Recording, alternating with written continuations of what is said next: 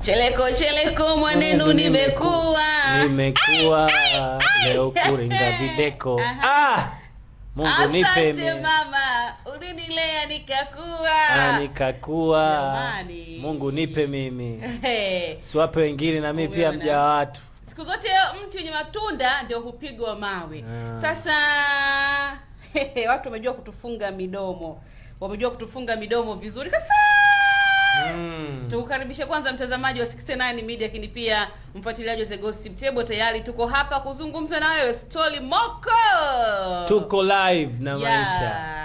Kila kinachotokea sisi tunakuletea. Tunakuletea. Haijalishi kina nini. Hapa ni mwendo ni hivi. Mwendo mpera. Mimi hapa ni Sammy Baby alongside Menedwa Ching the baddest. Sasa bwana, story tulionayo hapa ni kuhusiana na ndoa ya Uncle T. Ndio. Inasemekana eti Uncle T kama Uncle T bwana Twari. Bwana. Amefunga ndoa. Na sio kufunga ndoa tu, afunga ndoa na mwanamke wa kizungu. Habari ya mjini. Ai. Wewe mtoto mjini na mimi ni mtoto mjini. Hatari. Sio mzungu tu, bali ni Mrusi huyo ya mwanamke wa Kirusi. Uncle T bwana amejua kutufunga midomo wa Mbeya. Anakwambiaje? Watu walizungumza mengi mabaya. Anakwambiaje? Mimi naangalia ngozi nyeusi, ngozi nyeupe, ngozi nyeusi. Ngozi nyeusi siwezi. Mimi nikasema mimi nimejiuliza Uncle T ngozi nyeupe anaweza kaimudu? Asimudu kwa nini? Anaweza tu akaimudu. Mimi nimeuliza tu anaweza kaimudu. Kwa namna gani? Kuhudumia matumizi hapa. Kumhudumia matumizi ya hapa na pale inakuwa sio mbaya pia. Usimchukulie poa bwana. Usimchukulie ile biashara yake inaingiza hela. Wewe kama nywele moja anaweza kauza kwa milioni ngapi hivi, hata 10, milioni 10 na kitu 20. Kwa hiyo anaweza kumhudumia yule mzungu. Yuko vizuri. Na Mbeya mwenzetu sasa unajua Maya akiona jambo. Kwani wazungu wanahudumiwa kwa pesa? Wazungu wahudumiwa kwa pesa. Basi hata huduma nyingine? Hizo nyingine hizo. Chakula. Huduma. Toa huduma wewe. Hongera yake bana. Mai alijaribu kumpigia simu Uncle T ili kupata ukweli. Nasikia Uncle T akamkatia simu. Kwa hiyo inavyoonekana Uncle T kama vile jambo aliliweka liwe serious. Lakini sasa tukachunguza zaidi kwenye Insta story yake. Aliposti mwenyewe Uncle T. Kwanza aliposti picha ambayo ina viatu vya biharusi, viatu vya kike, ina hereni, ina ile crown ya biharusi, ina pete. Lakini baada ya hapo, baada ya kuscroll tukakutana na video nyingine Uncle T kaposti mkono, tayari kashafunga ndoa. Yes. Na ndoa ile ni ndoa ya mahakamani. Ya bomani. Kwa ndoa yao sasa, kwa nini hajafunga kanisani? Msikitini. Kwa sababu Uncle T ni Muislamu au mwanamke ni Mkristo. Unajua kwenye swala hapo mimi mwenyewe nimeona kwa watu wameenda sana na sheria. Yes. Unaelewa ndoa fulani za sheria. Maana tunajua maokoto. Uncle T na maokoto yake, ukiangalia pia na huyu nani Mjerumani? Mrusi, Mrussia. Na Mrussia na yeye inawezekana na maokoto yake, lakini mimi kinachonishangaza mbona sijaona? Nimeona tu picha inamuonyesha Uncle T amepiga picha yuko na mzungu, lakini nyuma yaani Uncle T anaonekana wamepiga picha kisogoni, yani wamefika sehemu ya usika ndani ya suti na shela. Hata yao ijue zipo sasa hivi. Zipo. AI si inakubadilisha yani kwamba lakini amna yule ukimwangalia hata kwa nyuma yule ni Uncle T kabisa. Ni yeye unaona Kwa sababu gani? Ngoja nikwambie kitu. Kama ingetokea kwamba ile picha ya bomani sio yeye, lakini uthibitisho ambao tumefanya sisi mpaka tuje tuzungumze hapa kwamba ni kweli yeye mwenyewe kaposti mkono una pete na ameweka ile ngoma ya Diamond ile cheleko maneno imekuwa, ndio tukaamini kumbe kweli AI haipo kwenye zile picha tulizoziona ambazo zimevuja huko bomani wanafunga ndoa. Kwa hiyo bana pale ni Uncle T amefunga ndoa. Ameoa. Tangazo, Uncle T ameoa na hajaoa mbongo, hataki ngozi nyeusi zitamchefua. Na wale ambao walikuwa wanasema anasema mchele. Mlosema mfunga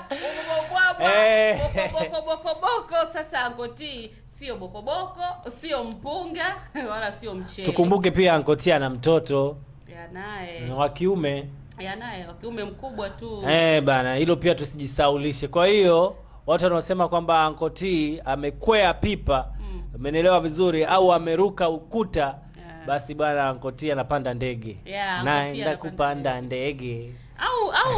Au mzungu ndo alimpa mtaji wa mawigi.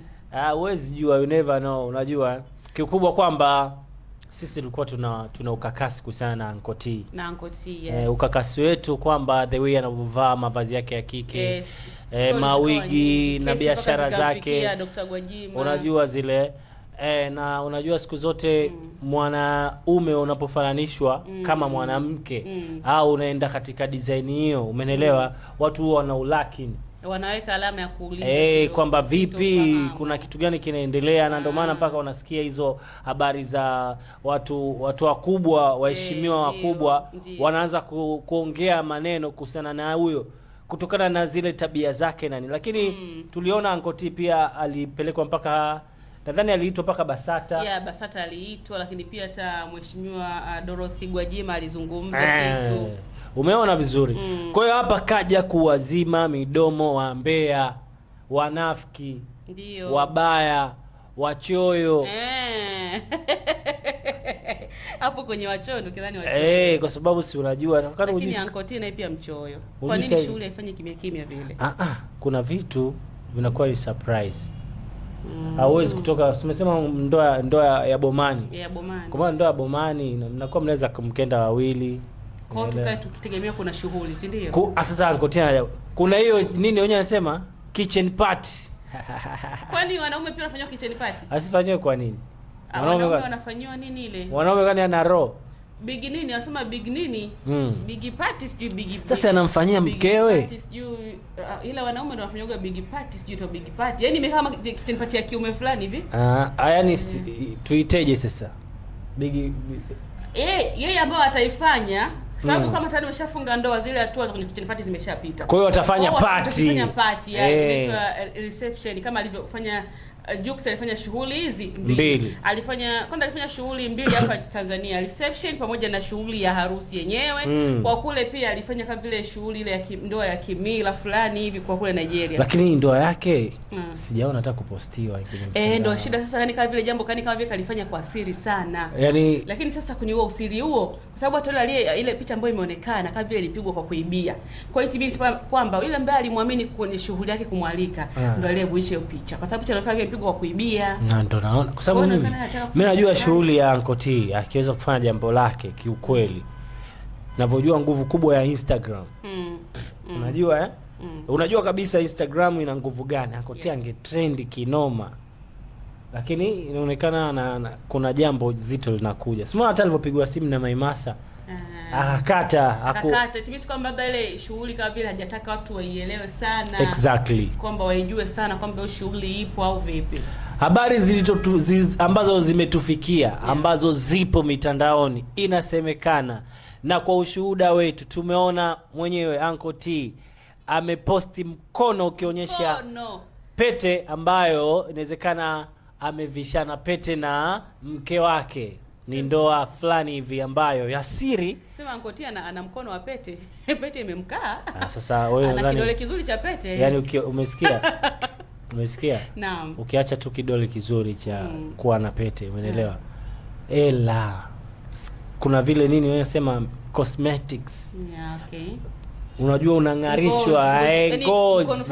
Umenielewa sio kama wewe au mimi. Alafu mbona kwamba mimi mkono wangu wa pete, sio unaona? Wewe mkono wako wa nini? Kwa mkono wangu mimi ni wa nini jamani? Mkono wangu sio wa pete huko. Mbona pete imekaa bwana, wewe mkono wako sijajua wa kupika bwana. Masotojo. Mkono mwanamke ni mkono wa kazi. Lakini pia kitu kingine Ankoti anajua kupika. Wewe ulishuhudia? Alizungumza. Alisema. Au kumbuka kuna kipindi alisema kwamba mimi kwenye mapishi wanavipenda wanawake wa kizungu.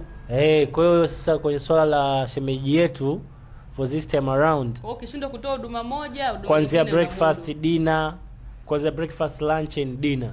Inawezekana kutokana na yeye anapenda hivyo vitu, ataweza kudekeza. Unajua kumpikia tena mwanaume kumpikia mwanamke. Alafu mkiwa mmekaa katika maisha mazuri. Umeelewa? Kwa hiyo mwanamke lazima atajivunia. Lazima atafurahi. Kwa hiyo Ankoti amekamilika.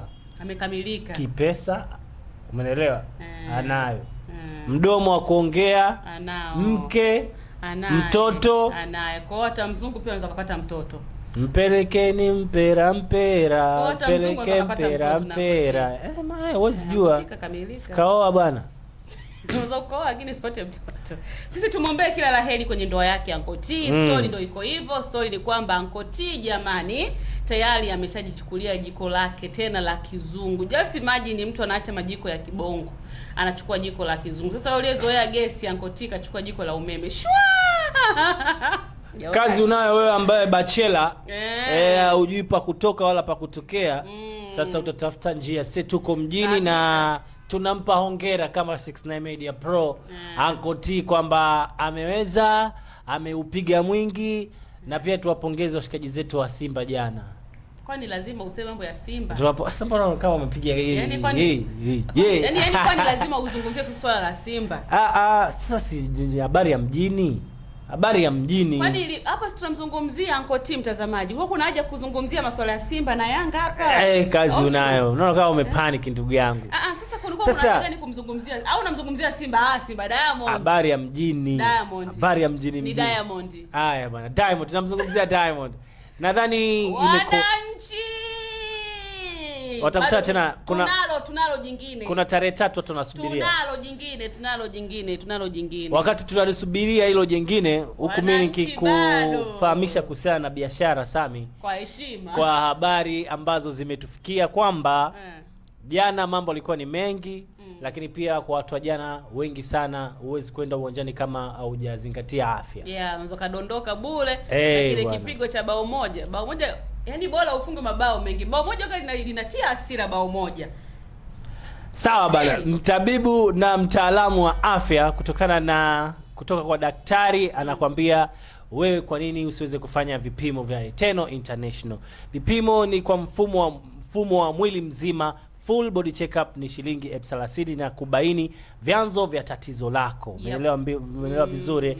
Na uzuri zaidi, tatizo lako kama utakuwa na tatizo kubwa kwa muda mrefu umekaa na matatizo, basi ukienda kufanya kipimo litaonekana tatizo lako, chanzo la tatizo, na kipimo kitaonyesha chanzo la tatizo lako. Kiukweli kwamba vipimo kisukari, pressure, pumu, figo, maradhi ya vidonda vya tumbo, kupooza, tezi dume, bawasili, matatizo ya uzazi kike kwa kiume, maumivu ya uti wa mgongo, pressure ya macho, ukuaji mbovu kwa watoto na mambo mengine mengi na kadhalika. Kwa hiyo wewe nenda pale hapa maeneo ya Kigogo, Eternal International nakwambia njoo ufanye vipimo kwa kujua afya yako kwa shilingi 30,000 tu. Pesa ndogo sana.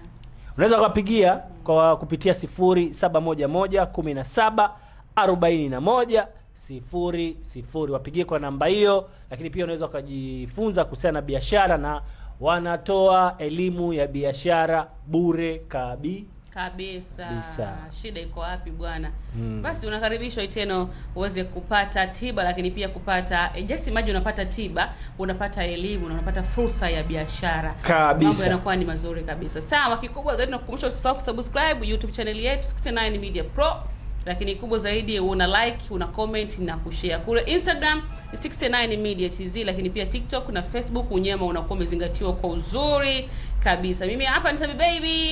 Mimi ni Ching the baddest. Asante sana, endelea kutufuatilia kwenye account zetu zote, tuko live na maisha.